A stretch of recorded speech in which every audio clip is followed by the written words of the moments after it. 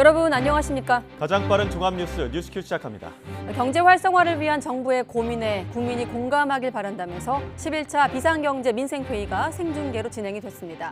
이 자리에서 나온 대책들 각자의 생업과 연결해서 들으셨을 텐데 대통령실 또 경제부 기자와 함께 분석해보고 정치 원로들과 전국 대담으로 연결하겠습니다. 이 밖에도 소송 12년 만에 나온 현대 기아차 하청 노동자에 대한 판결, 삼성 이재용 회장 승진까지 굵직한 오늘의 뉴스들 뉴스큐로 이어가겠습니다. 네, 그럼 비상경제회의 간단히 소개하고 잠시 뒤에 기자들과 함께 더 알아보겠습니다. 윤석열 대통령이 오늘 80분 생중계로 진행이 된 비상경제 민생회의에서 민간 부분이 더 잘 뛸 수 있도록 좋은 신발을 지원하겠다고 약속했습니다. 네, 윤 대통령은 오늘 용산 대통령실 청사에서 TV로 80분 동안 생중계된 제11차 비상경제 민생회의 마무리 발언에서 이같이 말했습니다. 특히 경제 활성화 산업 투자에 대한 증진, 수출 촉진 같은 문제에 대해 국민과 함께 시간을 갖고 모두 다 같이 뛴다는 자세로 경제를 활성화할 방안을 촘촘히 해야 한다고 강조했습니다. 네, 서훈 전 국가안보실장 등 문재인 정부 안보라인 고위 인사들이 오늘 국회에서 단체 기자회견을 열었습니다. 네, 서해 공무원 피격 사건과 관련해 당시 청와대와 정부가 자료를 조작하거나 은폐할 이유가 없다고 주장했는데 국민의힘은 가해자의 항변에 불과하다고 반박했습니다. 취재기자 연결합니다. 김경수 기자. 네, 국회입니다. 네, 전 정부 핵심 인사들이 대거 참여한 기자회견. 어떤 이야기가 나왔는지 다시 한번 종합해 주시죠. 네, 앞서 오전 11시 국회의원회관에서 열린 기자회견에는 서훈 전 국가안보실장, 박지원 전 국가정보원장, 노영민 전 청와대 비서실장이 참석을 했습니다. 참석자들은 서해 공무원 피격 사건과 관련해 당시 청와대가 자료 삭제나 조작을 지시했다는 의혹은 전혀 사실이 아니라면서 현 정부가 진실을 왜곡하고 있다고 주장했습니다. 노영민 전 비서실장과 박지원 전 국정원장의 말 이어서 들어보겠습니다. 청와대가 정보나 첩보의 생산기관에 정보를 삭제하거나 수정하라는 지시를 했다는 일부 언론의 보도는 제가 아는 한 전혀 사실이 아닙니다. 저는 대통령, 청와대 안보실로부터 자료를 삭제하라는 어떤 지시를 받은 적도 없고 국정원 직원들에게 제가 삭제를 지시한 적도 없습니다. 서훈 전 안보실장도 당시 정부는 할 수 있는 최선을 다했다며 근거 없이 월북몰이를 할 이유도 실익도 전혀 없다고 밝혔습니다. 반면 국민의힘은 가해자들의 항변에 불과한 방탄 기자회견이었다고 비판했습니다. 숨진 공무원을 또다시 명예살인했고 유족들에게도 2차 가해를 한 거라고도 지적했습니다. 혹시나 통렬한 자기 반성과 함께 용기 있는 진실 고백을 기대했던 고 이대준 씨 유족을 포함한 국민들께서는 실망감을 넘어 분노를 느끼고 계십니다. 네, 안보 공방 외에도 여야 강대강 대치 이어지고 있는데 이 내용도 전해주시죠.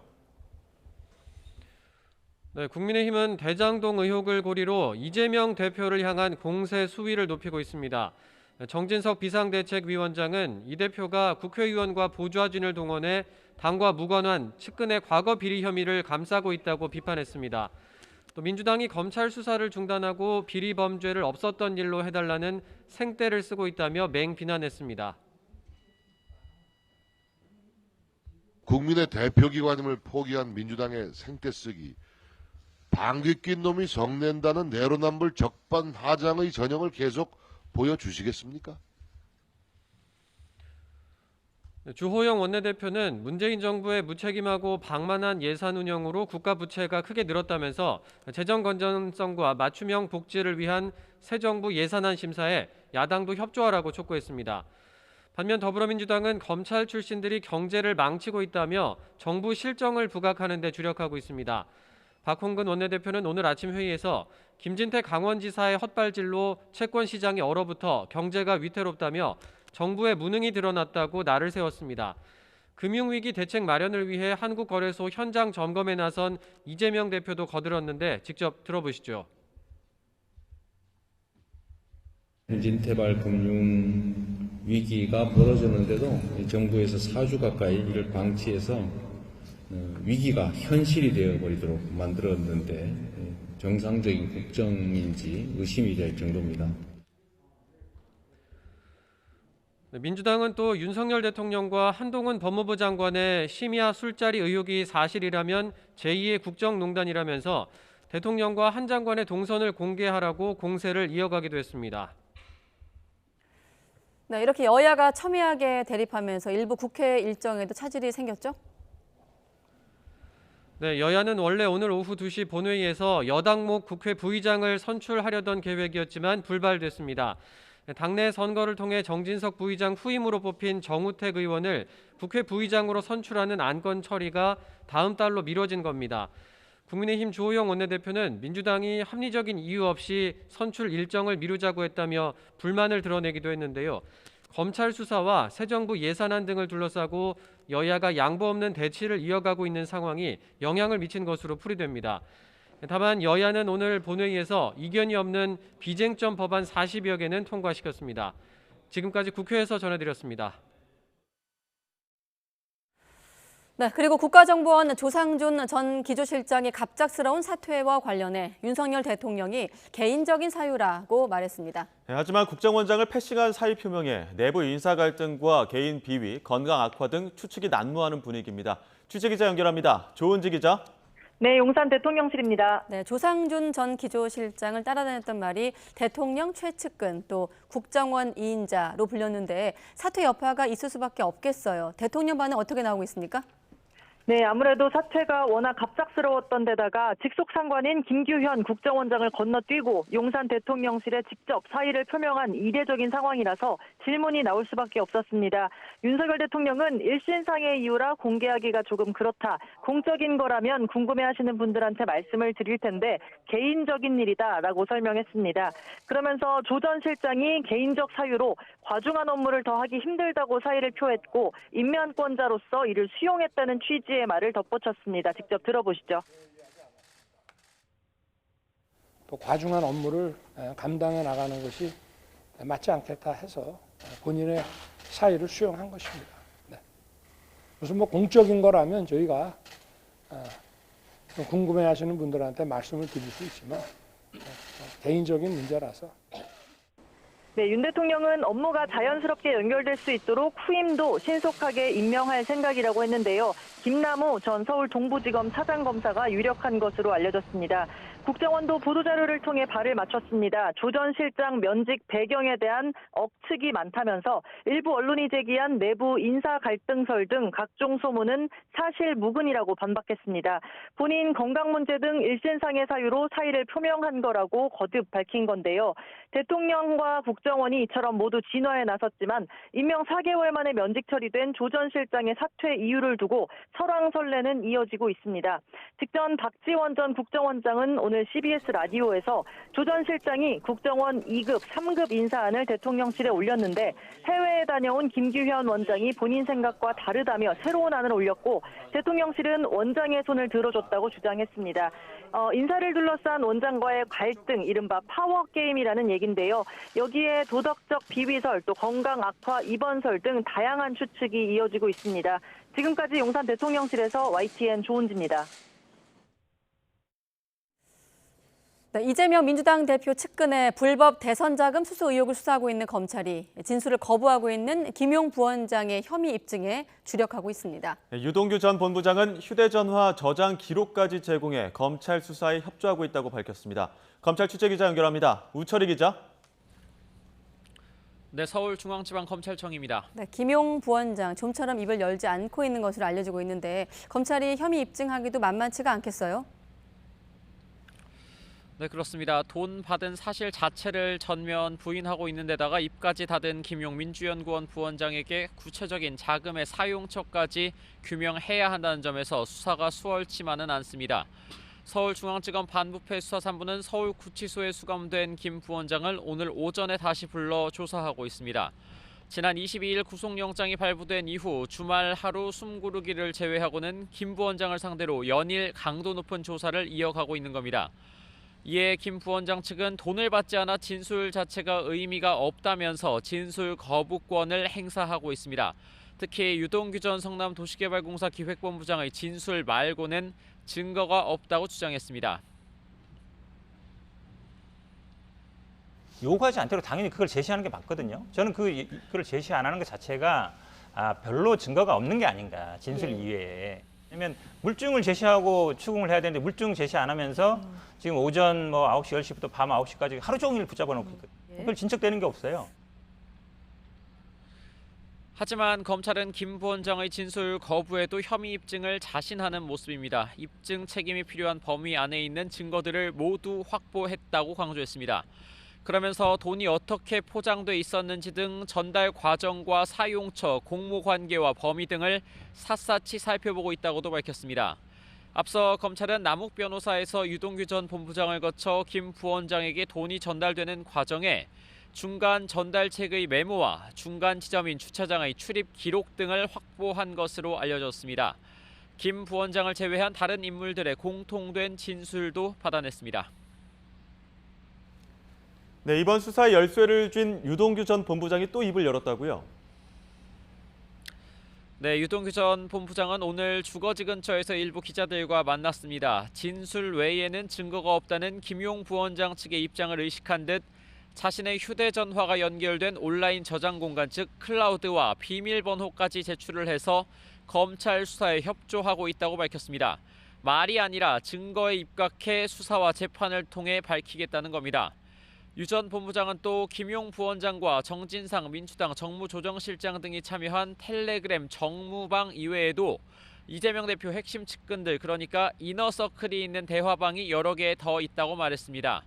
이어 대장동 개발 이익 환수 관련 사항을 이 대표가 알았는지에 대해서는 본인이 치적으로 자랑하지 않았냐면서 국정감사에서 했던 얘기들은 모두 거짓말이냐고 반문했습니다.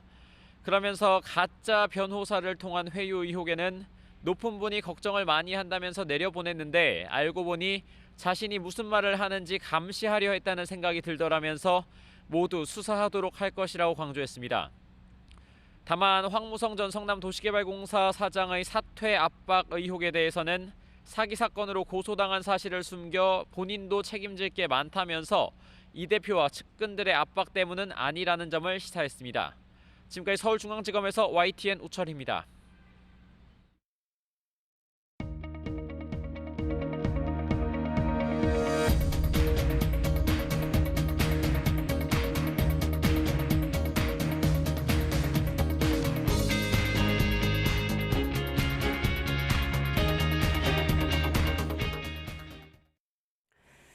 네, 윤석열 대통령이 주재한 80분 동안의 비상경제 민생회의가 끝났습니다. 아무래도 가장 주목이 된 내용은 부동산 규제 완화 관련 정책들이 새로 나온 걸 텐데요. 네, 15억 원을 추구하는 아파트 주담대를 허용하고 무주택자나 1주택자는 LTV를 50%까지 허용하는 내용들입니다. 윤 대통령은 민간이 더욱 잘 뛰도록 정부가 좋은 신발을 제공해야 한다고 강조했는데요.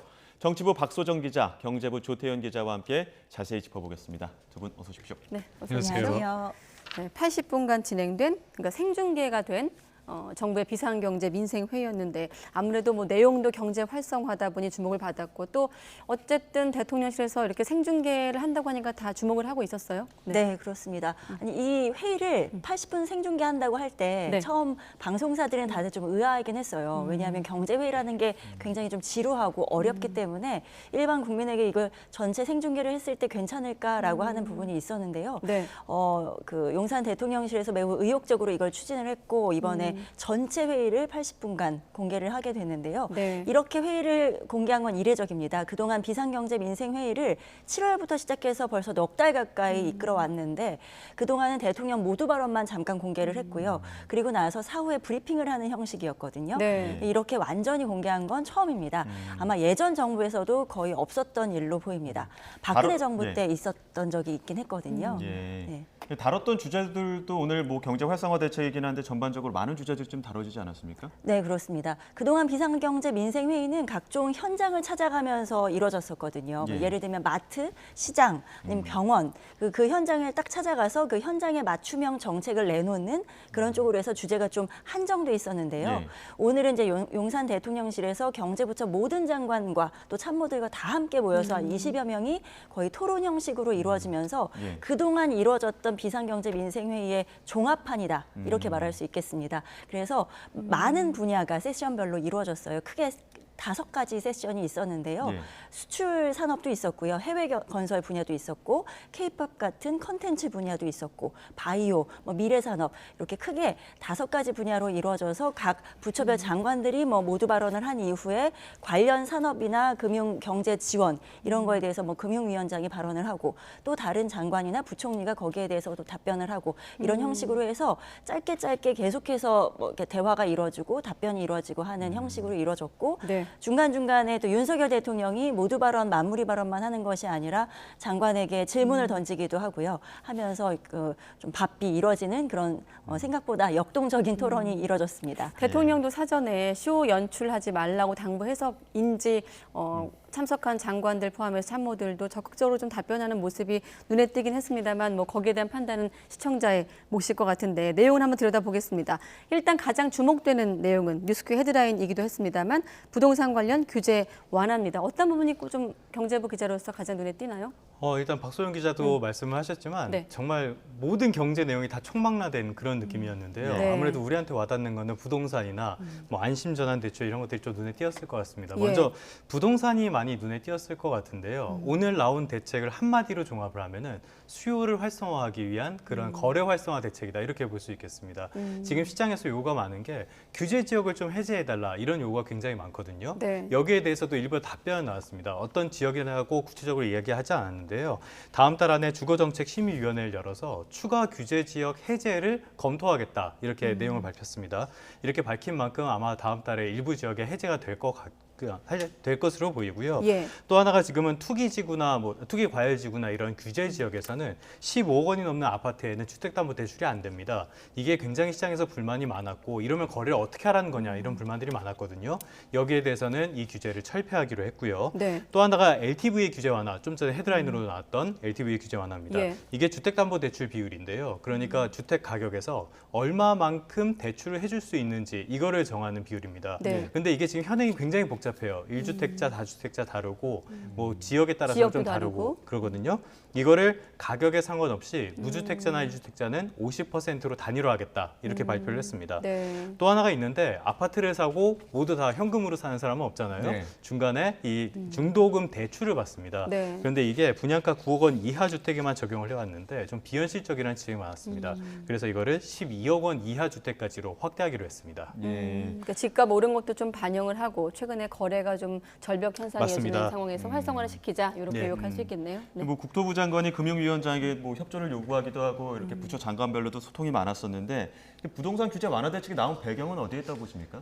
사실 지금 적용되는 규제들은 대부분 문재인 정부 때 도입이 됐습니다. 이게 부동산 가격이 워낙 급등을 하다 보니까 규제책으로 수요를 조이기로 했던 건데요. 네. 문제는 효과가 거의 없었습니다. 예. 거기다가 이 규제가 올해 들어서는 기준금리 인상 그리고 경기 침체 가능성까지 제기가 되면서 부동산 시장이 전반적으로 침체된 가운데 규제는 그대로 적용이 됐단 말이에요. 그래서 이게 거래 절벽 현상으로 이어지는 배경 가운데 하나로 꼽혔습니다. 거래가 얼마나 줄었냐? 올해 들어서 1월부터 9월까지 서울 아파트 거래량이 10,000건이 안 됩니다. 이게 얼마 줄었는지 감이 잘 안 오실 텐데 네. 2020년 7월 한 달보다도 적습니다. 이렇게 거래량이 적기 때문에 지금 이게 뭐가 문제냐 이렇게 말씀할 수 있는데요. 모든 경제 현상은 차근차근 변화하는 것을 이상적으로 봅니다. 이런 건 연착륙이라고 하죠. 근데 지금은 경로가 경착륙 경로를 가고 있다는 우려가 굉장히 큽니다. 건설업이 부진하게 되면은 건설업에서 나오는 고용 효과들 그리고 연관 산업들이 모두 타격을 입고요. 소위 말하는 하우스푸어 문제 이런 것들도 생길 수 있기 때문에 지금까지 시장에서는 거래를 가격은 하향 안정을 하더라도 거래를 활성화할 수 있는 그런 대책은 반드시 필요하다 이런 지적이 많았거든요. 네. 거기에 대한 답변이 일부 나왔다고 보시면 되겠습니다. 네. 말씀하신 건설업 경기가 안 좋은 상황인데 최근에 레고랜드 사태까지 맞습니다. 조태영 기자랑 거듭 짚어봤던 레고랜드 사태도 있었고 또 여러 번 언급한 대로 고금리, 고물가, 고환율 시대를 살고 있기 때문에 경제 관련 대책이 어떤 것들이 나올까 좀 주목을 끌었는데 여러 가지 좀 정책들 중에서 영세 기업의 추가 연장 근로를 다시 연장하는 내용도 있던데 함께 포함해서 소개해 주시죠. 네, 이번에 또 정말 그 경제 관련 정책이 모두 망라가 됐는데요. 네. 그 중에서도 이 노동 관련 정책도 좀 눈에 띄었습니다. 예. 그 30인 미만 사업장에서는 추가로 주당 60시간까지, 지금 주 52시간 제도잖아요. 예. 60시간까지 연장 근로를 허용하는 게 올해까지 이제 일몰제였거든요. 네. 그래서 올해 12월이면은 그 제도가 이제 폐지되는 상황이었습니다.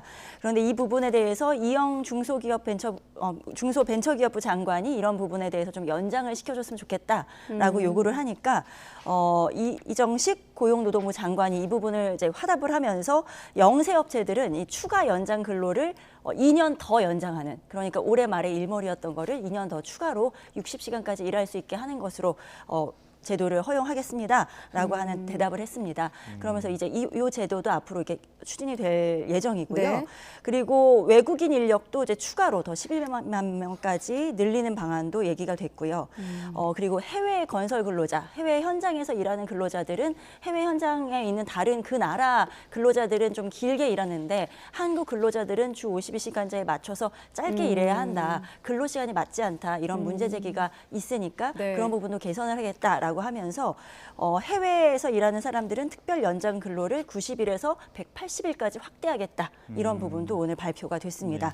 그 외에도 뭐 주목할 만한 내용들 몇 가지 더 있지 않습니까? 네. 그리고 일단 저희 나라가 이제 백신 개발, 신약 개발이 좀 느리다라고 하는 지적들이 있었는데요. 네. 그 백신 개발을 좀 국가적으로 좀 빨리 하기 위해서 국가 바이오 파운드리를 구축하겠다. 예. 이런 이야기도 나왔고요.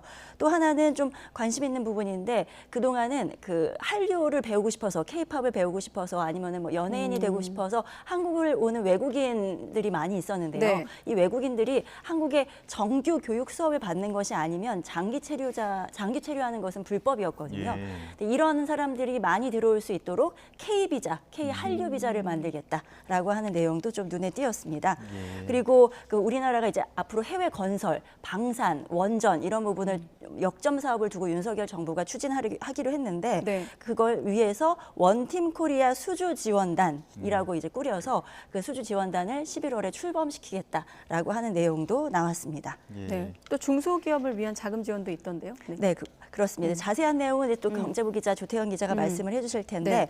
그동안 정부가 고금리, 고물가, 고환율 속에 가장 고통받는 것이 중소기업이다 이런 이야기를 해왔거든요. 그래서 이 중소기업들을 위해서 50조 원 규모의 맞춤형 자금 지원, 유동성 공급을 하겠다 이런 내용도 발표했습니다. 네, 그야말로 중소기업 입장에선 담비 같은 소식일 텐데, 자 50조 원 규모의 공급, 조태현 기자가 바통을 이어받아서 좀 설명을 네. 계속 이어가죠. 네. 일단 하나만 좀 첨언을 드리자면은 네. 추가 연장 근로자 아까 말씀을 하셨는데 이거 근로기준법 입법 사안입니다. 그래서 이게 국회 문턱을 잘 넘을 수 있을지는 잘 모르겠고요. 예. 사실 그 중소나 영세업체 쪽에서는 이런 요구가 많았던 건 사실입니다. 지금 말씀하신 것처럼 경영 환경이 굉장히 안 좋습니다. 그런데 대기업들은 말씀하신 레고랜드 사태 같은 것들도 있고요. 그런데 대기업들은 자금력도 있고 신용 등급도 비교적 높다 보니까 이 위기를 그나마 극복을 할 수 있지만 중소형 기업들은 굉장히 어려울 수가 있습니다. 그래서 이제 중소기업을 위해서 일시적인 경영애로 대응에 12조 원을 투입하기로 했고요. 예. 여기에는 뭐 여러 가지 특례 대출 같은 것들이 포함이 됩니다. 그리고 취약 기업을 정상화하는 데 한 7.4조 원 정도를 투입한다고 합니다. 이게 뭐 사업 구조를 바꾸겠다 하면 거기에 지원을 해주고 네. 또 워크아웃에 들어간 기업들에게도 추가로 자금을 지원해주는 이런 프로그램들이 포함이 될 것으로 보이고요. 미래 성장 지원을 통해서 이제 추가적인 스타트업들을 육성을 하겠다 이런 설명을 했는데요. 네. 여기 한 30조 원 정도가 투입이 됩니다. 하지만 여기서는 이 구체적인 내용은 아직 포함이 되지 않았고요. 예. 연내에 좀 구체적인 내용을 정리해서 발표하기로 했습니다.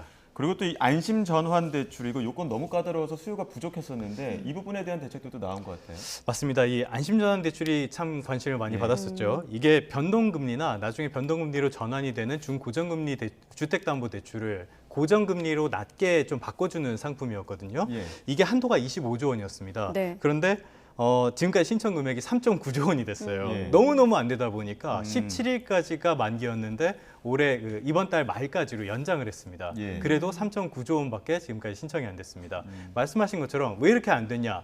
조건이 너무 까다로우니까 안 됐죠. 예. 들어오기 전에 KB국민은행 시계열 자료를 좀 보고 왔는데요. 지금 전국 아파트 평균 매매값이 5억 4,700만 원입니다. 그런데 안심전환 대출 기준이 주택 가격 4억 원 미만이에요.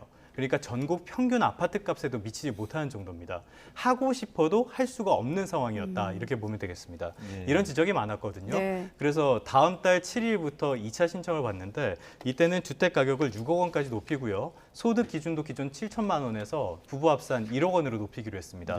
그다음에 대출 한도도 2억 5천만 원에서 3억 6천만 원으로 좀 상향 조정을 하기로 했고요. 1단계에 신청한 사람이라도 대출 한도가 늘었으니까 여기에 추가 신청을 할 수 있도록 문도 열어놨습니다. 어느 정도 효과가 있을지는 모르겠는데요. 그래도 이만큼 확대를 했으니까 그만큼의 효과는 좀 분명히 있을 것으로 보입니다. 네, 대통령 주재로 80분간 생중계로 진행이 된 비상경제 민생회의 끝나자마자 각각 대통령실 취재하고 있는 박 기자, 또 경제부 조 기자가 내용 추려왔는데, 자, 끝으로 대통령 마무리 발언이 좋은 신발론이었어요. 네, 크게 그렇습니다. 해주시죠. 네, 오늘 윤석열 대통령이 모두 발언 그리고 마무리 발언을 했는데요. 중간중간 물론 질문도 하고 했는데 가장 눈에 띄는 발언이 아니었나 싶습니다. 그러니까 정부가, 그러니까 윤석열 정부의 기조는 어쨌든 민간 주도, 시장 주도입니다. 그런데 그냥 민간이 뛰도록 놔두는 것이 아니라 정부가 실질적인 뒷받침은 해야 된다라고 하는 이야기를 하면서 민간 부분이 더 잘 뛸 수 있도록 정부는 좋은 신발을 제공해야 한다라고 하는 이야기를 했습니다. 그러면서 각 그 모든 지금 부처들이 같이 원팀으로 움직여라라고 하는 부분도 강조를 했고요. 그리고 정부 역할이라고 하는 것은 추위와 비바람에도 원활하게 이런 상거래를 할 수 있는 하드웨어와 소프트웨어, 냉난방 기기를 잘 서포트해 주는 것이다라고 하는 부분도 강조를 했습니다. 오늘 이 비상경제 민생회의가 박근혜 정부 때는 규제개혁 끝장 토론이라고 해서 4시간 반을 한 적이 있었는데요. 그때는 전체 생중계는 아니었거든요. 근데 오늘은 이렇게 방송사 저희 YTN에서 특히 전체 생중계를 하면서 주목이 됐는데 전반적으로 그 참모들의 평가는 이게 어제 밤까지도 거의 밤샘으로 참모들이 준비를 했거든요. 그래서 과연 이게 무사히 끝날 수 있을 것인가. 또 특히 기자들에게는 미리 이렇게 원고나 이런 것들이 주어지지가 않아서 방송사들도 준비하는데 어려움이 좀 있었거든요. 근데 오늘 전반적으로 끝나고 나서는 무사히 잘 끝났다라고 하는 자평을 하더라고요. 그래서 앞으로도 이런 경제 회의를 좀 공개하는 일이 종종 생기지 않을까 하는 예측도 있었는데요. 어떻게 될지는 좀 지켜봐야 될 것 같습니다. 네, 결국 좋은 신발이란 것은 각자의 발에 잘 맞는, 꼭 맞는 신발이겠죠. 어떤 가성비 좋은 신발이 등장할지 함께 또 추후 뉴스를 이어가겠습니다. 정치부 박소정 기자, 경제부 조태현 기자와 함께했습니다. 고맙습니다. 고맙습니다. 감사합니다.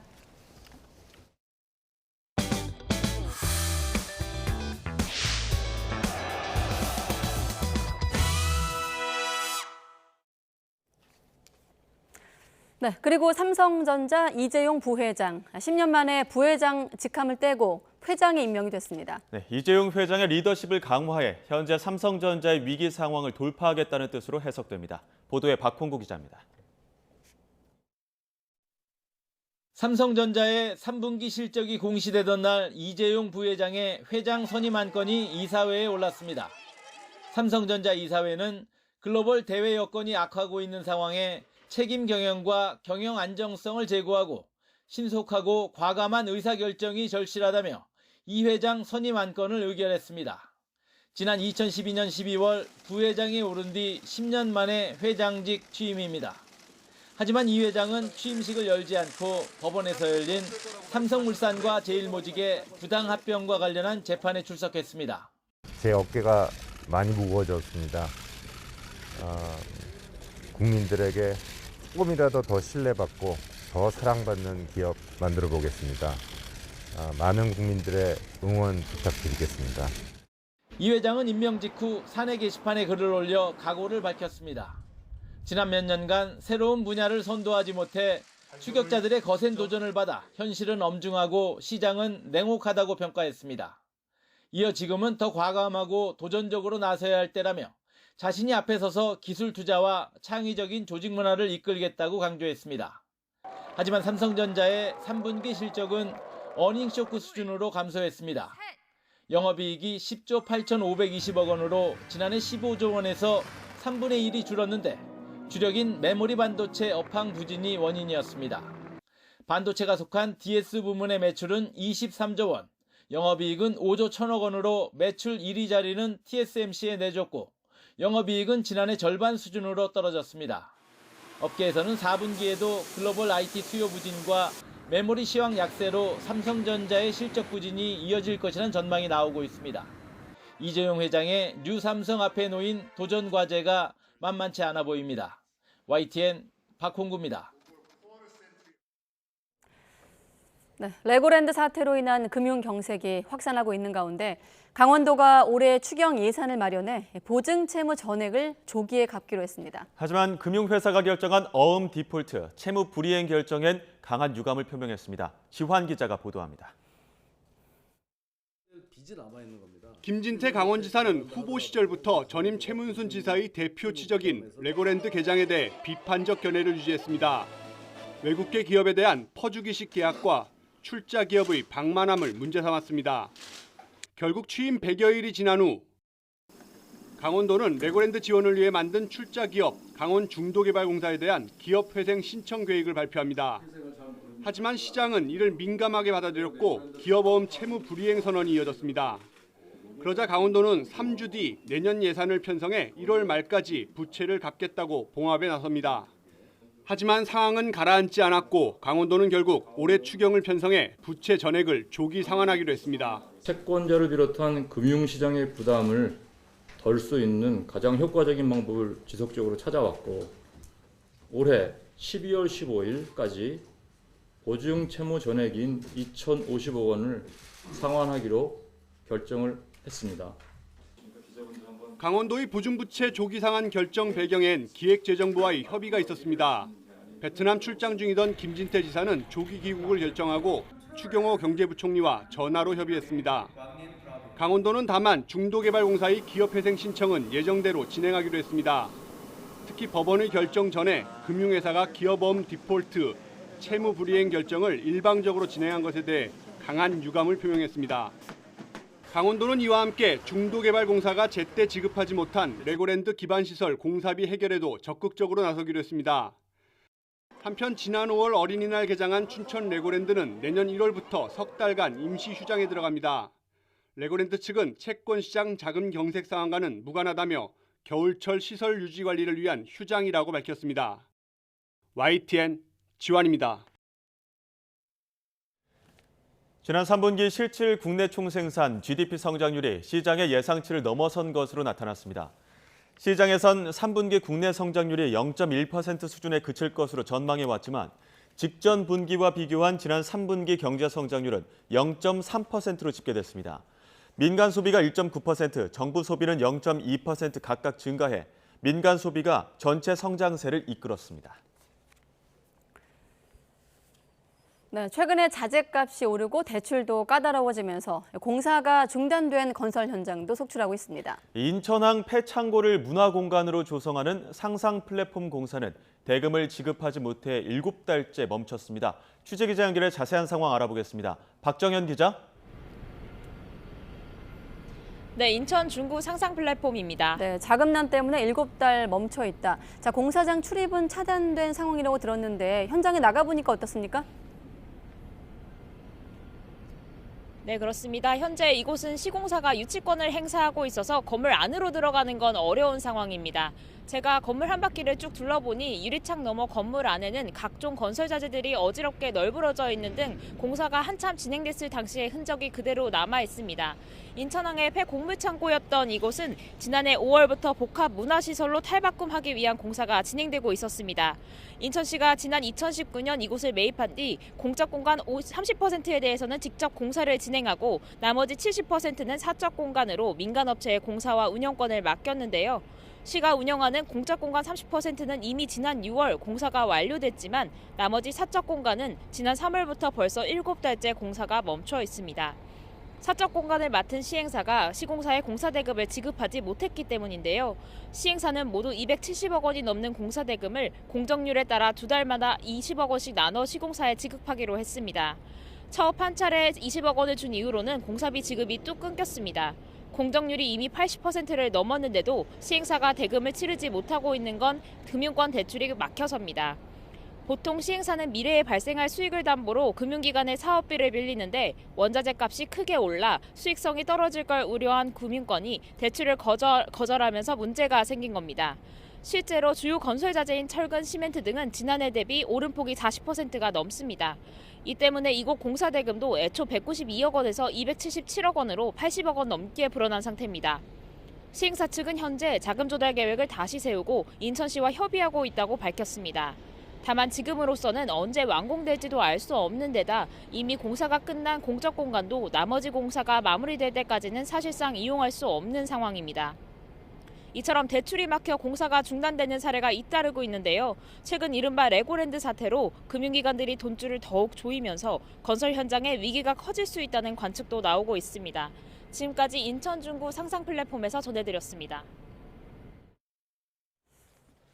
네, 그리고 충격만큼 관심 높은 사건이죠. 이 생명보험금을 노리고 남편을 살해한 혐의로 재판에 넘겨졌던 이은혜 그리고 공범 조현수에 대해서 각각 무기징역과 징역 30년이 선고됐습니다. 네, 재판부는 이은혜 일당이 여러 차례 피해자를 살해하려다 실패했고 계곡에서 의도적으로 피해자를 구하지 않아 숨지게 한 혐의가 인정된다고 판단했습니다. 취재기자 연결합니다. 김철희 기자.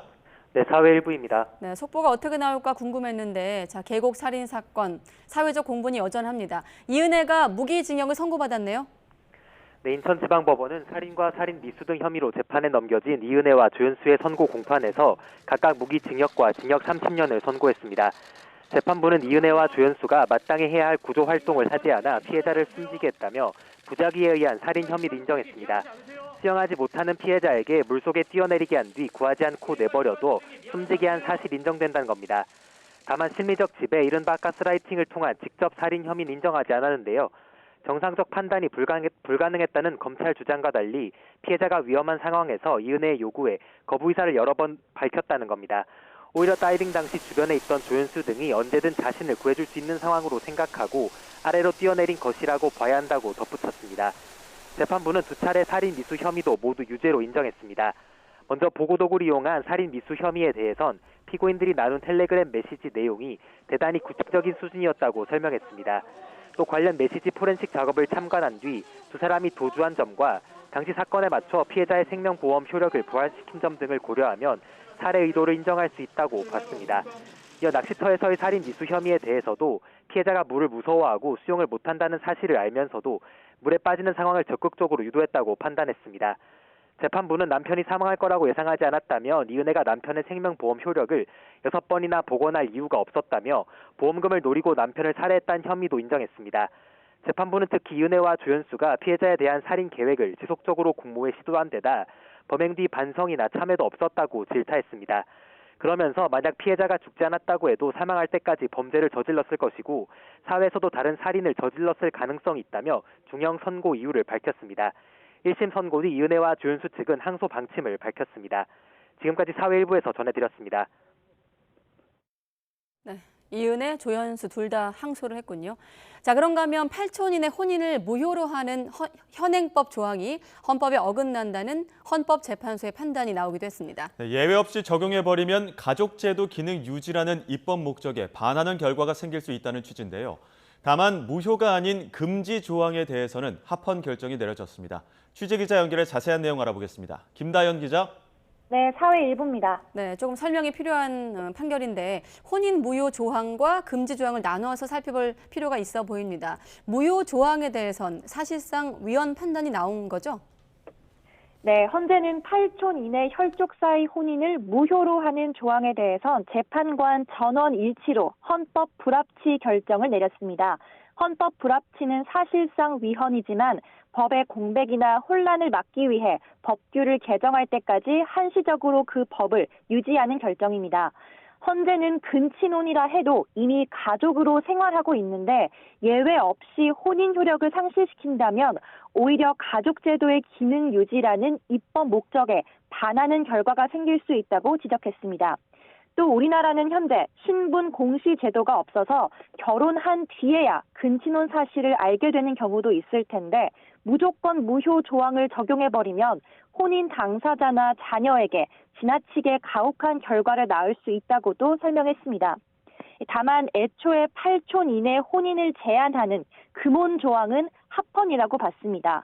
결론적으로는 합헌이 나왔지만 합헌이냐 아니냐를 두고 재판관 의견은 팽팽하게 엇갈렸는데요. 재판관 5명은 가족 질서를 보호하고 유지한다는 공익은 매우 중요하고 금혼 조항이 우리 사회에서 통용되는 친족 범위를 기초로 하고 있기 때문에 합헌이라고 봤습니다. 또 근친혼의 가능성은 혈족 사이의 성적 갈등이나 착취로 이어질 수 있다고도 지적했습니다. 나머지 4명은 친족 여부를 사전에 확인할 수 있는 별도의 신분 공시 제도가 마련되지 않은 점과 독일이나 영국 같은 다른 나라는 상대적으로 금혼의 범위를 좁게 규정하고 있는 점 등을 들어 반대 의견을 냈습니다. 이번 헌재 결정은 육촌 사이인 배우자와 결혼했다가 혼인 무효 위기에 놓인 청구인이 헌법 소원을 내면서 시작됐는데요. 오늘 결정으로 8촌 이내의 혼인을 무효로 규정한 조항은 법이 개정되지 않으면 2024년 12월 31일 이후 효력을 잃게 됩니다. 지금까지 사회 일부에서 전해드렸습니다.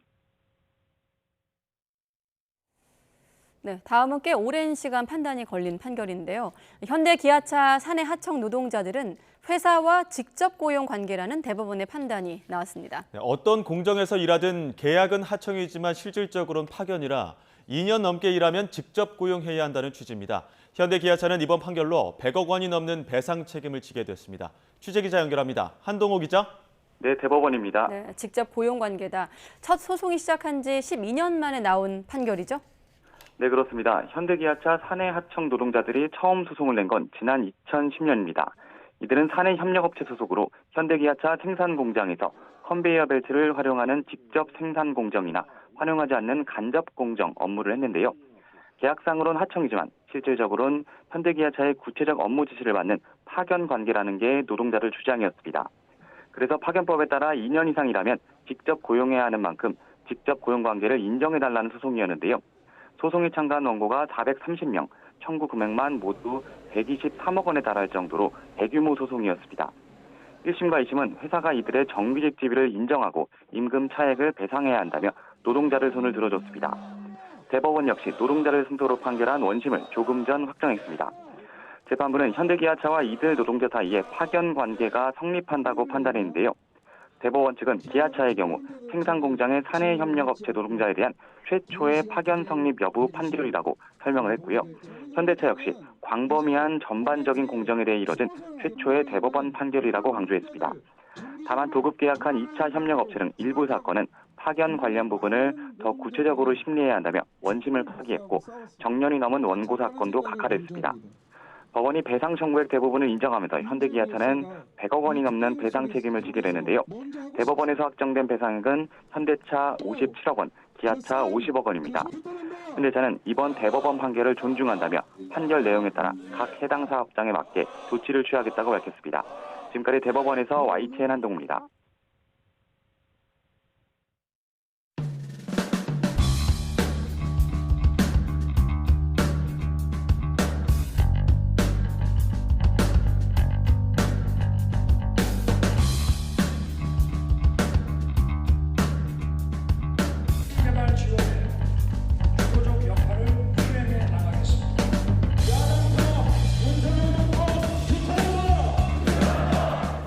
그 입법권을 당대표의 범죄 은폐 수단으로 활용하고 있는 사람입니다. 협치는 스스로 본인이 없다라고 단언하신 거 아닌가요?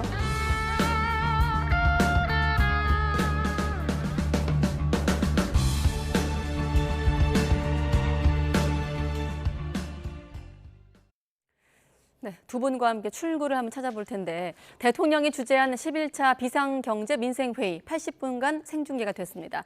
국회에선 서훈 전 국가안보실장과 박지원 전 국정원장 등 문재인 정부 안보라인 고위 인사들이 함께 기자회견을 열고 서해 피격 사건 등과 관련해 삭제 지시도 월북놀이도 없었다고 반박했습니다. 네, 이재호 상임고문 또 이상민 의원 두 분과 함께하겠습니다. 네, 안녕하십니까? 네, 안녕하세요. 네, 안녕하십니까? 네. 아까 제가 출구를 찾아보겠다고 하니까 좀 크게 웃으셨는데 여쭤봐도 될까요? 뭐 출구가 안 보이는데 뭐 네. 찾을 수가 있어야지.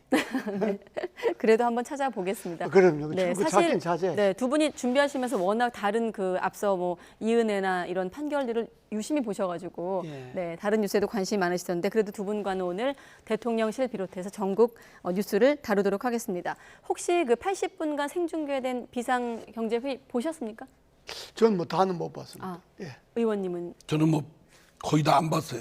네. 별로 흥미롭지도 않고. 내용은 당황스럽네요. 내용은 안 보셨습니다만, 네.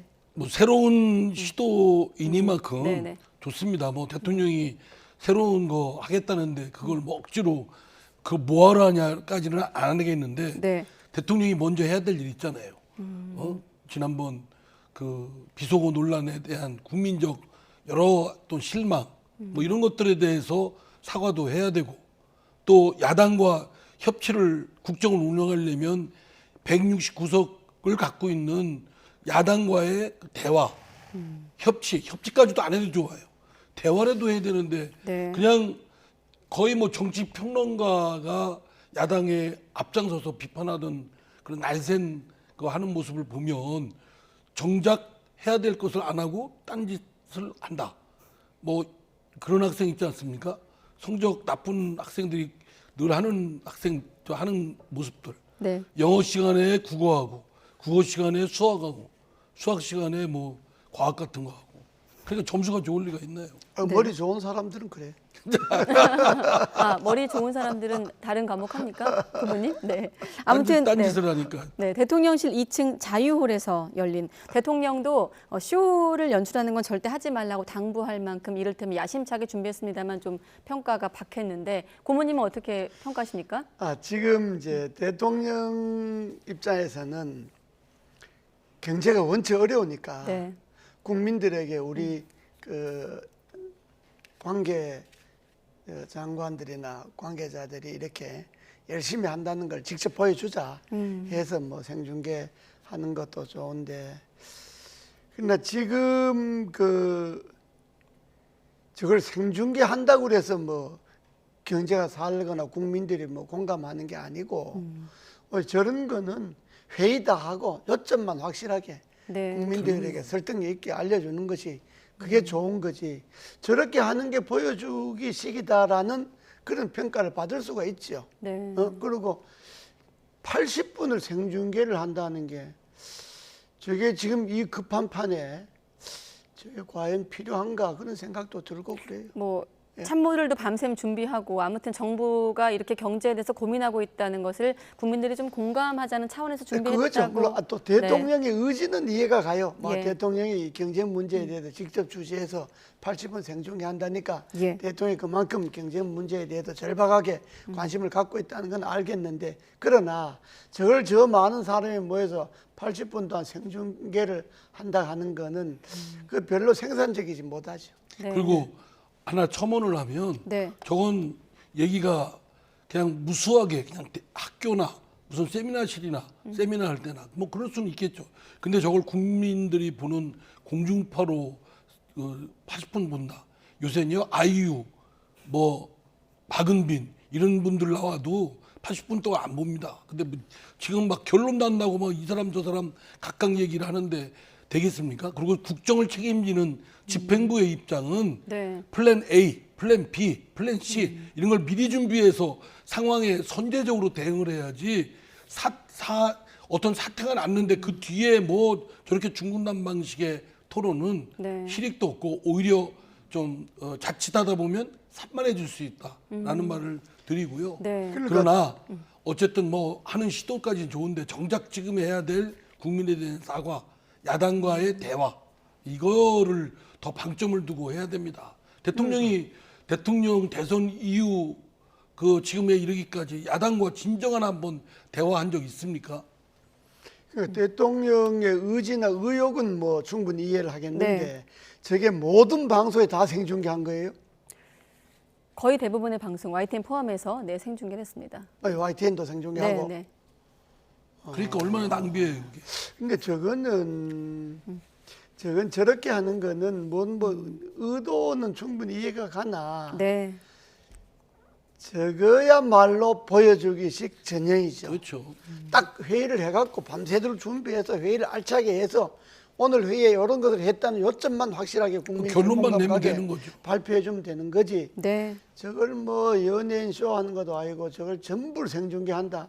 글쎄 저게 도움이 됐으면 좋겠습니다만은 뭐 그렇게 도움이 될 것 같지 않고. 일단 대통령은 좋은 신발을 민간이 잘 뛸 수 있도록 제공하는 것 중요하다고 언급을 했고, 사실 시청자분들이 좀 귀가 솔깃할 만한 정책들이 언급되긴 했거든요. 그 내용들은 또 저희 취재 기자가 리포트로 준비하니까 확인하시면 되겠고, 아까 의원님께서 협치라는 말씀하셔서 이제 시정연설로 넘어갈 텐데, 이 자리에서 대통령이 협력 또 협조 이런 말만 해서 또 야당의 공격을 받기도 했거든요. 자, 시정연설 관련해서 민주당의 입장, 그리고 또 아까 사과 말씀하셨는데 좀 통틀어 질문 드리겠습니다. 네. 그러니까 저희 당에서는 지난번 어쨌든 세상을 시끄럽게 했고 국민들이 많은 실망을 한 대통령으로서의 그 품격이나 국격이나 이런 거에 너무 좀 어지럽혔다라는 점에 윤석열 대통령이 장본인이니까 그에 대해서 국민들에 대해서 사과를, 뭐 야당에 대해서 사과라는 게 아니에요. 국민들께 사과라는 말씀을 하는데 그건 뭐 사과할 일 없다고까지 했지 않습니까? 뭐 그렇게 하면 참 더 말할 말이 없어요. 그리고 지금 어쨌든 시정연설을 앞두고 바로 전날 야당의 당사를 검찰권이 들어와서 밀어붙이듯이 한다고 하면 야당이 정서적으로 받아들이겠습니까? 네. 물론 검찰권을 집행하고 판사가 발부한 영장을 집행하는데 따라야죠. 그러나 그것도 정서적으로 수용하게끔 분위기도 만들고 좋은 분위기 만드는 역할을 해야 되는데 야당의 반발을 오히려 촉발시키려고 의도한 거 아니냐, 이런 의심까지 듭니다. 네. 사실 대통령도 그렇고 민주당도 그렇고 헌정사를 언급을 했거든요. 이번 시정연설 둘러싼 논란 어떻게 보십니까? 이번에 시정연설에 야당이 불참한 것을 놓고 보면 야당이야 뭐 원내 투쟁이니까 뭐 불참을 결정할 수도 있고 뭐 그보다 더한 투쟁도 계류할 수 있죠. 네. 그런데 이제 대통령실이 국회를 좀 존중하는 그런 분위기를 만들어서 좀 전체를 좀 풀어가려면, 협치의 분위기를 만들려면 국회의장께서 사과를 했으면 좋겠다고 대통령실이 이야기했던 것 아닙니까? 네. 그러면 분위기를 풀려면, 정치의 분위기를 풀려면 대통령께서 국회에 가셔갖고 나는 사실 뭐 사과할 생각이 없었는데 의장께서 사과를 하라고 이야기를 하시니까 의장의 생각을 존중해서 제가 죄송하다는 말씀 드리겠습니다. 이렇게 하면 이게 정치가 풀어지잖아요. 그러면 대통령이 국회에 가서 국회의장도 존중하게 되는 거고, 그것도 또 국회의장의 뜻을 빌어서 사과도 하고, 이렇게 하면 여러 가지 풀릴 텐데 그걸 뭐 헌정사 유례 있다 없다 이런 이야기를 그걸 대통령이 길게 설명하는 거는 그건 대통령의 언어가 아닌 것 같아요. 그건 그냥 뭐 여당에 잘 싸우는 여당 국회의원들이 하는 소리지, 대통령의 언어는 어떻게든지 국면을 풀어가는 언어를 사용해야 되잖아요. 국면을 자꾸 이렇게 뭐 서로 대결하는 국면을 가지 말고 그러려면 좋잖아요. 의장이 이야기했으니까 의장께서 말씀하셔서 제가 이야기합니다. 이렇게 이야기하면 정치가 좀 부드러워지잖아요. 그러지 않을까요? 네, 알겠습니다. 근데 뭐 사과할 일 없다는데 뭐 할 말이 없어요. 그러니까 그렇게 이야기할 건 아니고. 네, 두 분께서 앞선 몇 가지 질문 속에서 최근 전국 혼란에 대해서 어떤 게 우선순위인지 대안을 제시하셨습니다. 자, 대통령실에선 생중계로 회의가 열렸고 국회에선 또 단체 기자회견이 열렸습니다. 이전 정부 이를테면 안보 라인들의 공동 기자회견이었는데 어떤 발언했는지 먼저 들어보겠습니다. 윤석열 정부에 의한 일방적인 흘리기가 사실인 양 보도되고 이것이 또다시 기정사실화되는 듯한 상황에 대해 우려하면서 평화와 안보를 위한 남북관계조차 전 정권에 대한 정치 보복의 대상으로 삼는 것은 재발등을 찍는 것이 될 것입니다. 제가 삭제를 지시한 적도 없지만 설사 지시를 했다 해도 개혁된 국정원 직원들은 이러한 지시를 따를 만큼 타락한 바보들이 아닙니다. 위법 감사로 수사 중인 사실을 공표하고 검찰이 아니면 알 수 없는 내용이 여과 없이 공표되는 것에 대해 심히 유감을 표합니다. 근거 없이 월북으로 몰아간 적도 없고 그럴 이유도 시집도 없습니다. 자료 삭제 지시 없었습니다. 국민의 생명과 명예를 놓고 근거 없는 조작은 상상할 수도 없습니다. 네, 노영민, 박지원, 서훈 세 사람이 그러니까 전면 의혹을 부인한 것은 물론이고 정치 보복으로 제발 등 찍지 말라 이런 경고의 목소리도 나왔거든요. 그러니까 한마디로 지금의 수사를 정치 보복으로 규정하고 있는 건 아니겠습니까? 예. 저 세 분이 또 말하는 걸 들으면 네. 지금 도대체 어떤 게 진실인지 정말 진실 규명이 명명백백하게 필요하다고 생각됩니다. 네. 지금 검찰 쪽에서 일방적으로 흘리는 것들을 보면 여러 가지 하여튼 그 월북으로 몰아간 어떤 또는 그를 반대되는 자료들을 삭제 지시했다. 마치 청와대 또 안보라인 뭐 이런 쪽에서 그렇게 했다는 거 아니겠습니까? 예.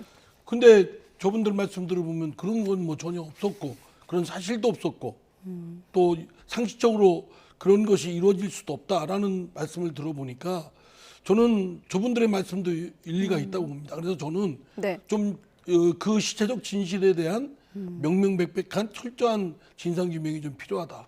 대신 검찰이 언론 플레이 통해서 장난하듯이 또는 여론몰이하듯이 그렇게 하는 행태는 여전히 구태 검찰의 태를 벗어나지 못한 것이다. 네. 라는 점에 지적을 하고자 합니다. 네, 최근 여당에서 이 단어를 많이 쓰는데 방탄 기자회견이다라고 이제 안금희 대변인이 얘기했거든요. 고모님께서 어떻게 보십니까? 제가 저걸 보면서 그 다 문재인 정권 5년도 안에 다 그 힘께나 쓰던 사람들인데 나는 저분들이 이야기하는 것 중에 저 정치 보복으로 몰고 가는 것은 전 동의하지 않습니다. 저게 무슨 정치 보복입니까? 정치 보복은 자기들이 문재인 정권이 5년 동안에 정치 보복을 많이 했는데 그게 몸에 배서 하는 소리인지는 모르겠는데 저게 정치 보복으로 몰고 갈 일은 아니고 사실을 증명하고 그 사실에 대해서 증거를 대고 이런 것은 뭐 필요하죠. 그러니까 검찰이 저 정도 됐으면 좀 수사를 철저하게 해서 그야말로 오해받지 않도록 사실에 입각해서 증거와 증명을 확실히 하고 그걸 좀 저걸 빨리 마무리를 지어야지. 네. 저걸 오래 끌면 자꾸 저런 회견이 자꾸 하게 되고 하면 국민들만 헷갈리게 되는 거잖아요. 그러니까 우리 국민들이 다 문재인 정권을 지지하는 사람들만 있는 게 아니고 또 윤석열 정부를 지지하는 사람들만 있는 게 아니잖아요. 그런데 저런 것이야말로 국론을 분열시키는 거니까 검찰이 자꾸 이걸 뭐 길게 끌지 말고 빨리빨리 증거 확보하고 빨리빨리 해갖고 분명하게 이건 이거다. 그리고 조사를 해봤더니 사실이 아닙니다 하면 빨리 접고 우리가 조사를 해봤는데 네. 그건 사실이 아니었다. 이렇게 이야기를 해서 저거는 저 답은 검찰이 조속한 시일 내에 분명한 사실을 밝히는 것. 이것이 답이지. 자꾸 정치적으로 뭐 정치 보복을 하지 마라 그러고 뭐 또 방탄 기자회견 하지 마라 왜 당신들이 뭐 그런 이렇게 절 여야가 싸울 게 아니잖아요. 네. 저거 갖고 무슨 여야가 싸울 일이 아니잖아요. 저거는. 월북몰이 했냐 안 했냐 하는 게 여야가 싸울 일이 아니잖아요. 그러니까 검찰이 확실하게 사실에 입각해서 결론을 내는 것이 답입니다. 근데 저 세 분이 오늘 기자회견한 건 나름 의미가 있다고 봅니다. 왜냐하면 지금까지 계속 일방적으로 그 검찰 쪽 또는 정부 쪽에서 일방적으로 흘리는 말하자면 문재인 정부의 저 안보 라인에 있던 분들이 말하자면 월북권으로 몰아가기 위해서 여러 자료들을 왜곡하고 네. 오염시켰다. 이렇게 흘려갖고 저도 상당히 그런 부분이 있나? 이렇게 갸우뚱할 정도의 사안이었거든요. 네. 근데 저분들 말씀 들어보니까 사실 자체가 지시가 없었다 그러니까 둘 중에 하나죠. 지시가 있었던지 없었던지. 그거에 대해서는 명명백백하게 좀 밝혀야 될 필요가 있고 네. 그런 점에서 저런 분들이 항변은 나름 균형을 잡는데 저는 의미가 있다고 생각합니다. 아니 기자회견 필요해요. 왜냐하면 저 당사자들이니까. 항변할 수도 있고. 당사자들이고 일단 자기네들이 피해자 취급을 받으니까 네. 본인들은 뭐 저렇게 이야기할 수 있죠. 근데 저걸 그러니까 여당이 저걸 방탄 기자회견이라고 말하는 것도 너무 나간 거고 저분들이 자기들이 무슨 정치 보복 당한다고 주장하는 것도 너무 나가는 거고 그러니까 검찰이 신속한 결론을 내라 이 말이죠. 네, 지금 고모님이 검찰이 신속한 결론, 답을 내야 된다고 하셨고 이 앞에 세 인물은 그 답을 풀어가는 과정, 문제를 풀어가는 과정에 대한 문제 제기를 하고 있는 건데 이 문제는 어떻습니까? 이제 민주당 이재명 대표 관련 사법 리스크인데 여러 갈래 민주당 내부의 목소리가 나오고 있기 때문에 이상민 의원께 내부 분위기 여쭤볼 텐데 먼저 관련 발언들을 듣고 두 분의 의견 듣겠습니다. 이재명 대표의 대장동 비리 의혹은 단군 이래 규모 면에서 최대이고 그 내용 면에서도 최악인 권력형 부정부패 스캔들입니다. 대장동 사업, 이재명 대표가 직접 설계하고 감독한 사업 맞지 않습니까? 이것을 수사하는 것이 검찰 독재입니까? 대장동의 돈은 검은 돈입니다. 그 돈이 이재명 측근들에게 흘러 들어갔다? 이것만으로도 이재명 대표는 국민 앞에 머리를 숙이고 섰고 대죄해야 합니다.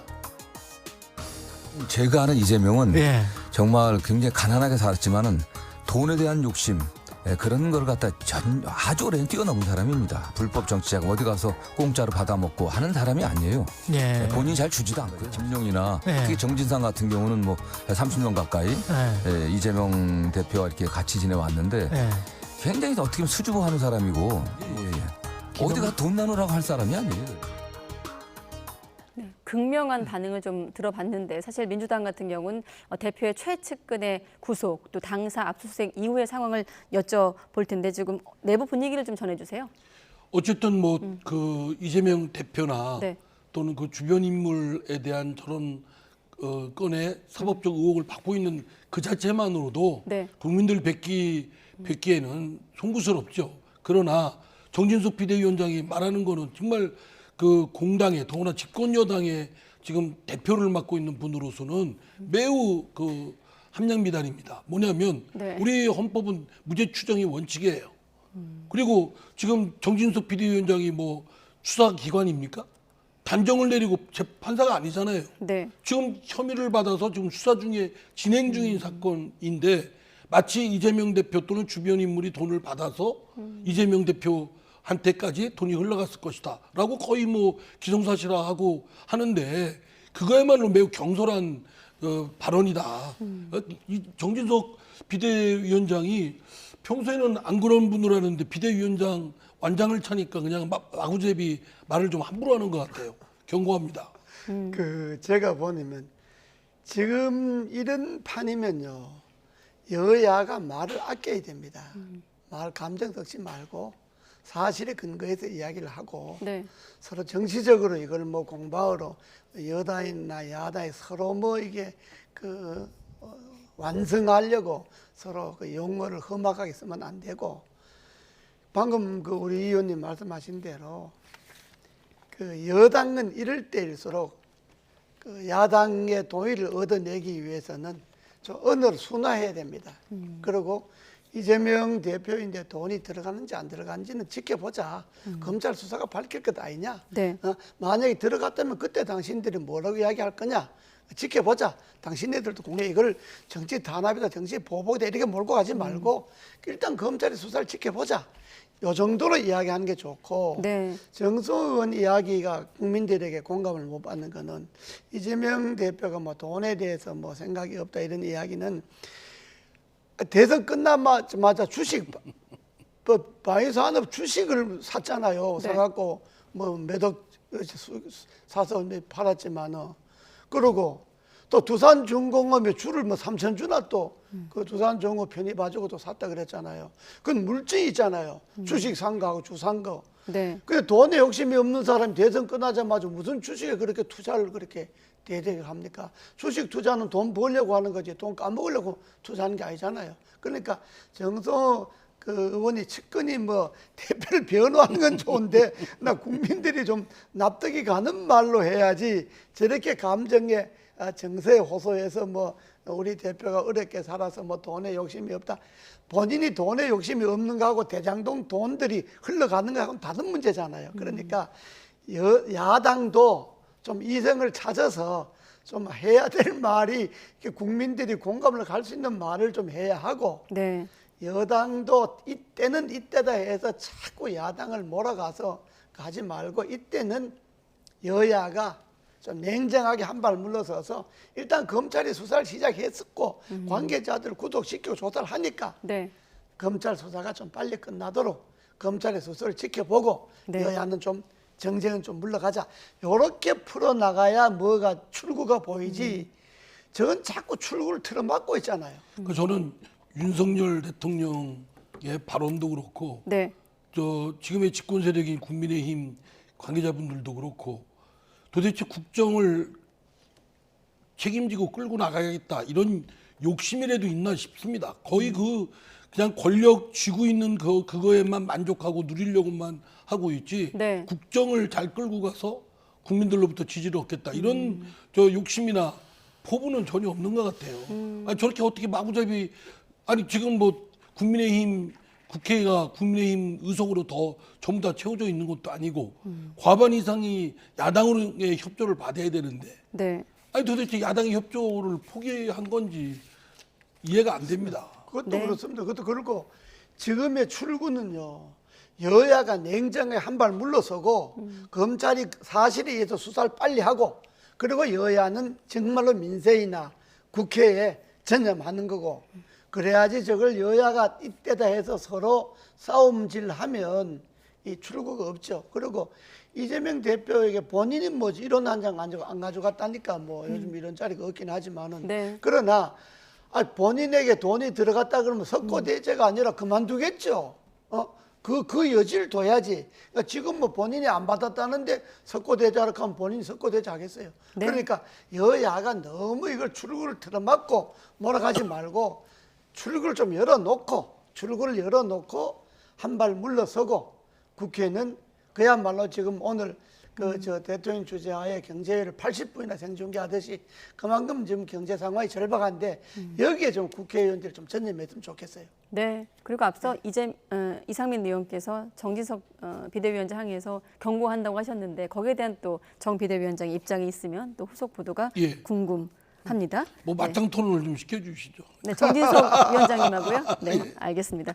자, 그리고 진실 공방으로 번지고 있는 이 현안까지만 좀 질문을 드리고 싶은데, 자, 국정감사 자리에서 불거진 뭐 심야 술자리 의혹, 청담동 술자리 의혹 관련해서 지금 보면 조금 더 번지고 있어요. 국감장 어떤 글쎄요, 해프닝 뭐 이렇게 소란 논란 정도로 끝날 줄 알았는데 민주당 차원의 사과를 요구하고 있는 상황이고 그 김의겸 의원 같은 경우도 사과를 좀 일축하고 있는 상황인데 두 분은 이 현안 어떻게 보십니까?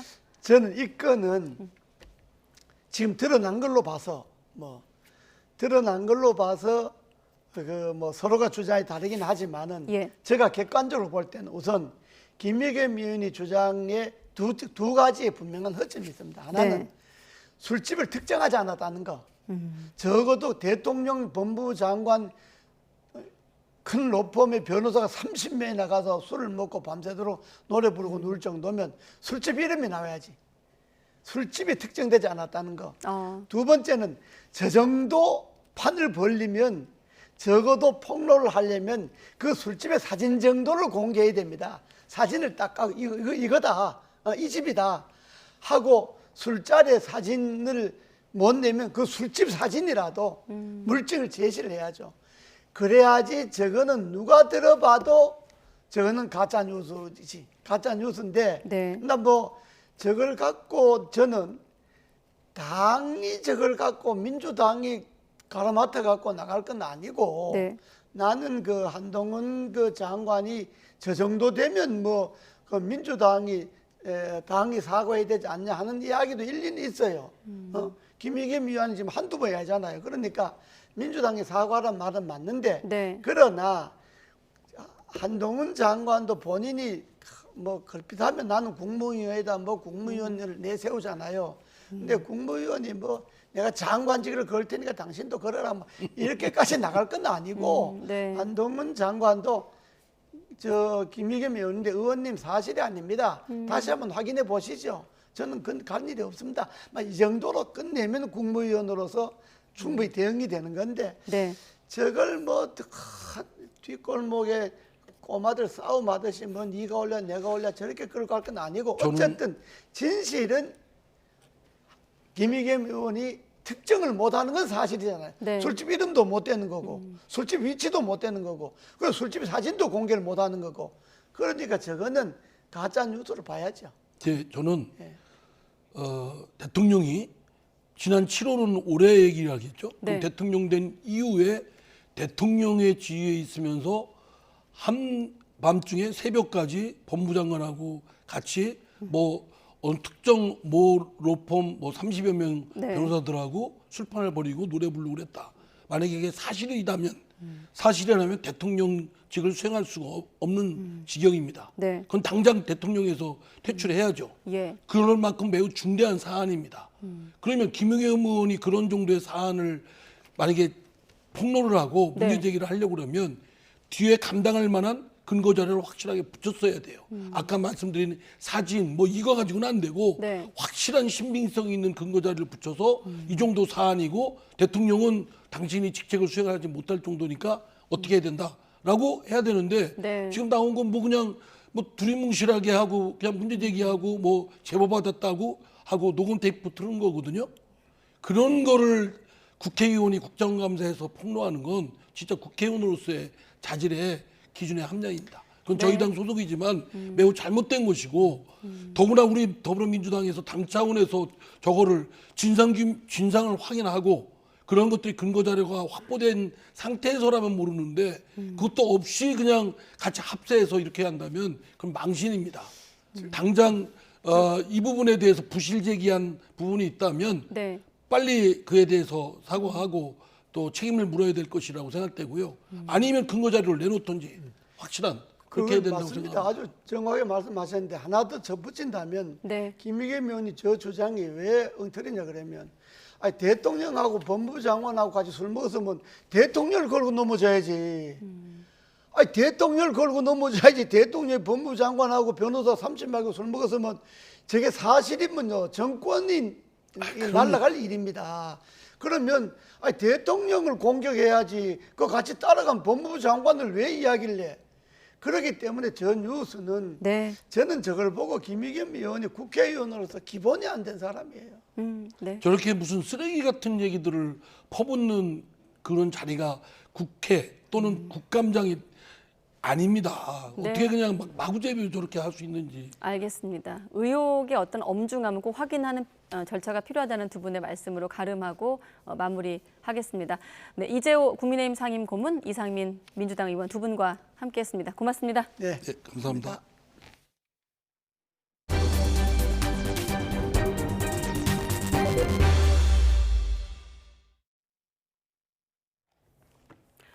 네, 이번엔 사고 속보입니다. 경북 봉화의 한 광산에서 사고가 발생을 해 노동자 2명이 매몰됐습니다.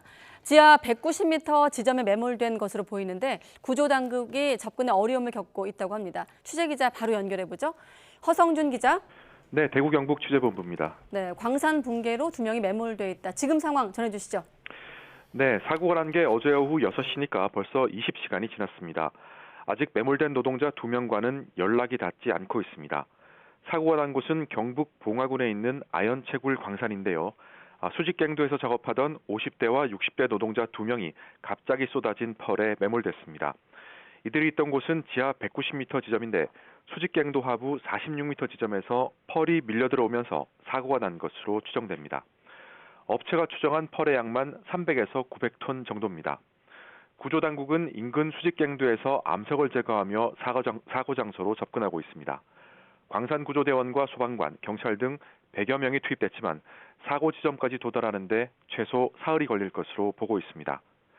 구조당국은 당장 생사가 확인되진 않지만 지하에 여러 개의 통로가 있고 매몰자 가운데 한 명이 오래 근무한 숙련공인 만큼 생존할 가능성에 기대를 걸고 있습니다. 네, 무엇보다 빠른 구조가 시급해 보이는데 업체가 이 사고 신고를 무려 14시간이나 늦게 했다는데 이유가 뭡니까? 네, 소방당국의 매몰 사고가 접수된 건 오늘 오전 8시 반쯤입니다. 사고가 난 게 어제 오후 6시니까 무려 14시간 반 만에 신고를 한 겁니다. 업체 측은 자체 구조 작업을 벌이다 신고가 늦어졌다고 해명했는데요. 애초 매몰된 작업자 2명은 다른 작업자 5명과 함께 갱도에 레일을 설치하던 중이었습니다. 이 가운데 2명은 사고 발생 직후 전기가 끊기는 등 이상 신호를 느끼고 오후 8시쯤 자력으로 탈출했습니다. 또 다른 3명은 갱도 안에 갇혀 있다가 업체 측의 자체 구조로 밤 11시쯤 수직갱도 지하 90m 지점에서 발견됐고 현재 부상 없이 양호한 상태입니다.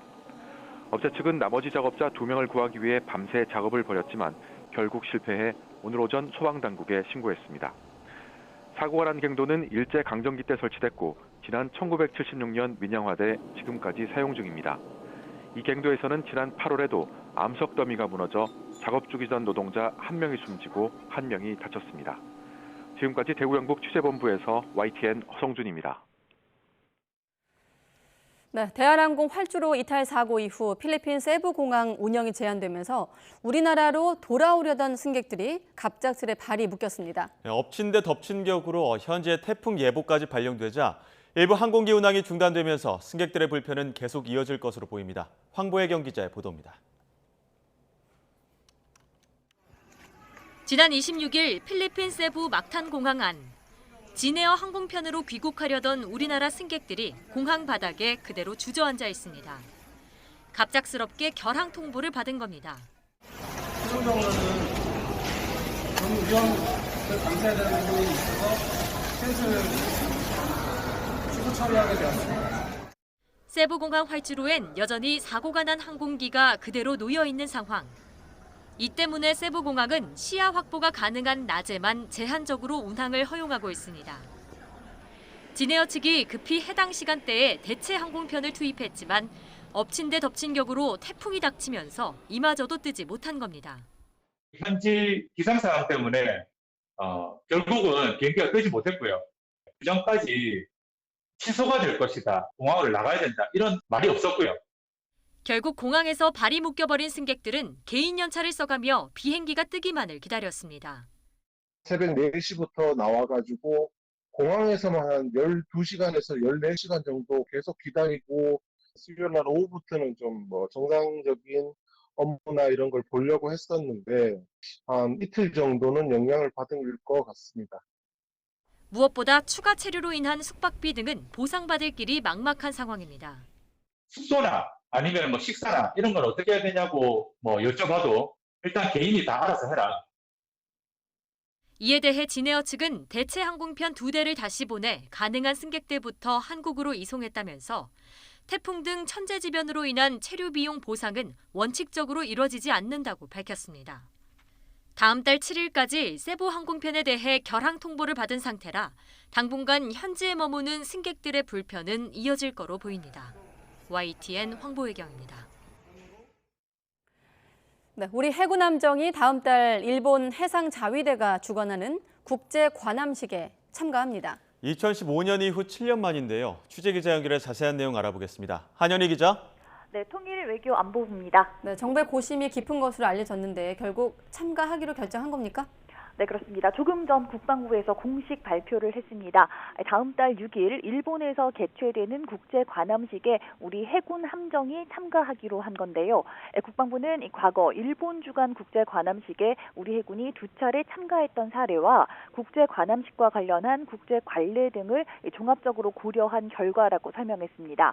특히 이번 국제 관함식을 맞아 개최되는 다국 간 인도주의적 연합훈련과 또 30여 개국 해군 참모총장이 참석하는 서태평양 해군 심포지엄 참석은 우방국 해군과의 우호 협력 증진은 물론 우리 해군이 주변국과 국제사회와의 해양 안보 협력을 강화하는 좋은 기회가 될 것으로 기대된다고 설명했습니다.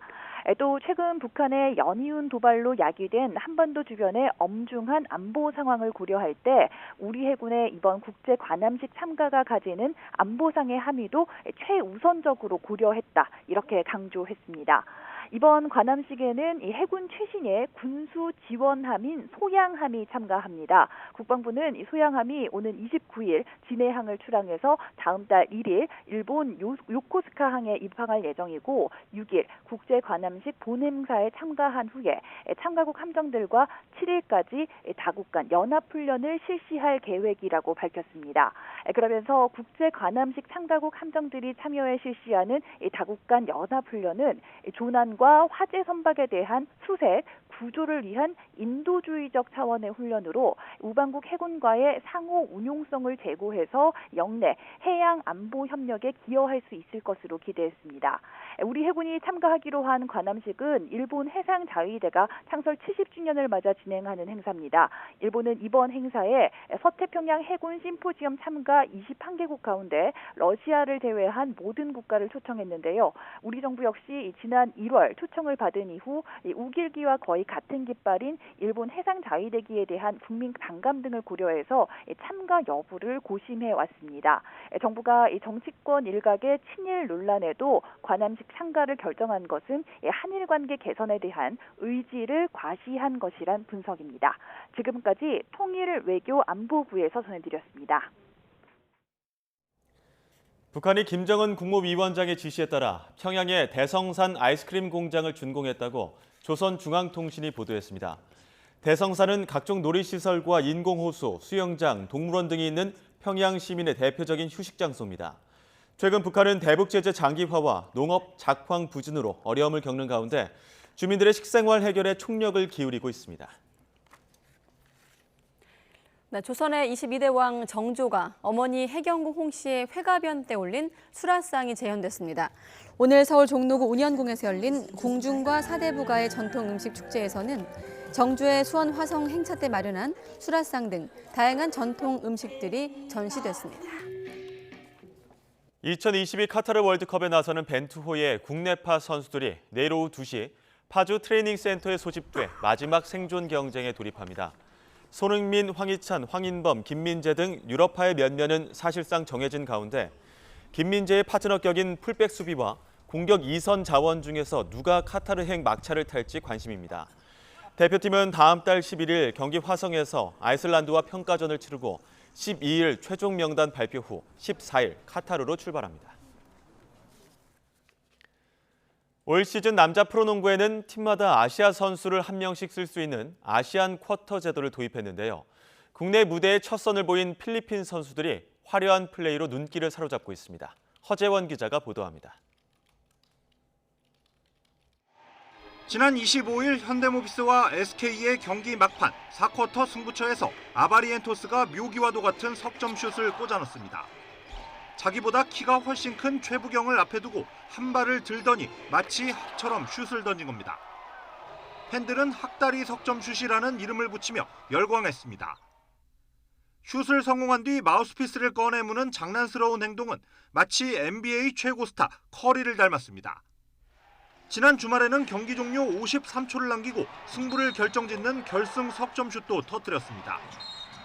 현란한 스텝으로 수비수를 따돌린 뒤 석점을 터뜨리는 동시에 반칙까지 얻어냈습니다. This is for my team. This is for my coaches. So I don't think I'm the best player in the team. So I'm here to help them.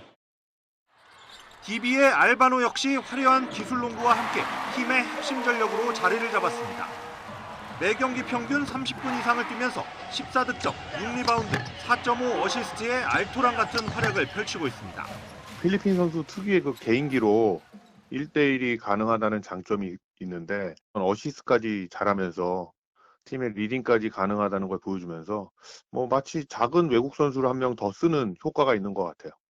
올 시즌 프로농구에서 뛰는 필리핀 선수는 6명입니다.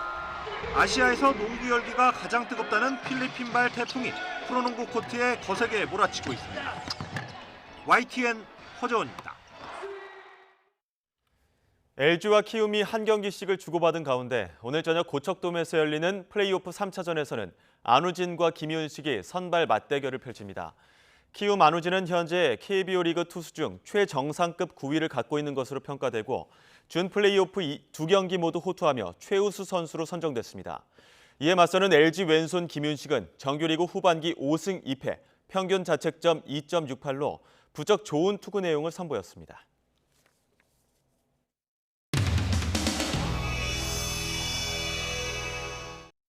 시작하겠습니다. 제가 선창을 하면 마지막 구절만 3번 외쳐주시기 바라겠습니다. 민주발달 중단하라! 중단하라! 중단하라! 중단하라! 힘찬 응원의 박수 부탁드리겠습니다, 여러분. 여러분, 이재명 당대표에게 힘을 모아주시기 바랍니다, 여러분. 경제와 민생이 파탄지경입니다. 정부 여당에게 묻겠습니다. 국가위기, 민생 경제 위기보다 야당 말살을 위한 정쟁이 더욱 중요합니까? 오로지 국민을 위해 죽을 힘을 다해 싸웁시다, 여러분. 강하게 밀어붙여야 됩니다. 도박 혐의로 지금 송치됐는데 이게 좀 한 말씀 해주십시오. 똑같이 하는 얘기 한 거지 뭐 다른 게. 그러니까요, 오늘 좀 힘있게 말씀하셨어가지고. 이 위기의 상황에 대한 심각한 인식이라고는 도무지 찾아볼 수가 없는 거다. 그냥 내가 또 열심히 야당 족치고 그냥 돌파해 나가고 하면은 뭐 지들이 뭐 어쩌겠어 이런 아니란 생각을 하고 있다라면은 정말 나중에 되돌이킬 수 없는 그런 후회하는 모습, 상황까지 치달을 수가 있겠다.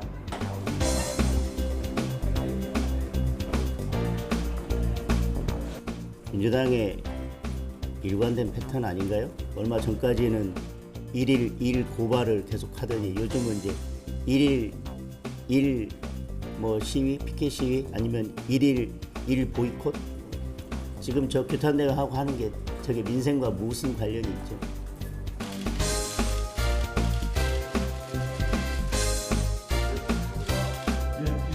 국민의 생명과 안전을 위협하는 독핵 도발이 목전에 와 있습니다. 이것이 문재인 정권이 그토록 신봉한 9.19 군사합의 결과입니다. 지금 생각해보면 문재인 전 대통령은 5년 동안 진행된 김정은 평화쇼의 완벽한 조력자였습니다. 청시간 동안 기다리셨나요? 핵 재배치와 핵 공유, 핵 개발 이거에 대해서도 내부 논의가 있었습니다. 위원님들이.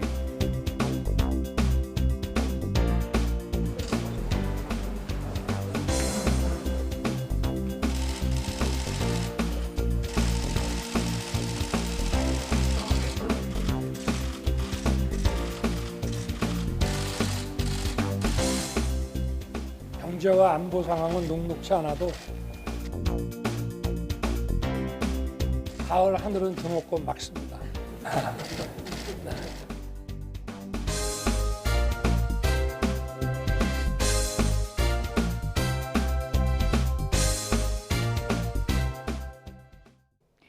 내일도 완연한 늦가을 날씨가 이어지겠습니다. 내일 서울의 한낮 기온은 20도로 오늘보다 조금 더 높겠고요. 일교차가 10도 이상으로 크게 벌어지겠습니다. 현재 내륙에는 구름만 가끔 지나고 있지만 동풍이 부는 강원 영동 지방에는 차츰 비가 내리겠는데요. 비는 내일 새벽 경북 동해안으로 확대하겠고 모레까지 강원 영동에는 최고 40mm, 경북 북부 동해안에도 5에서 20mm의 비가 내리겠습니다. 또 밤부터 동해안에는 노을성 파도까지 높게 일겠습니다.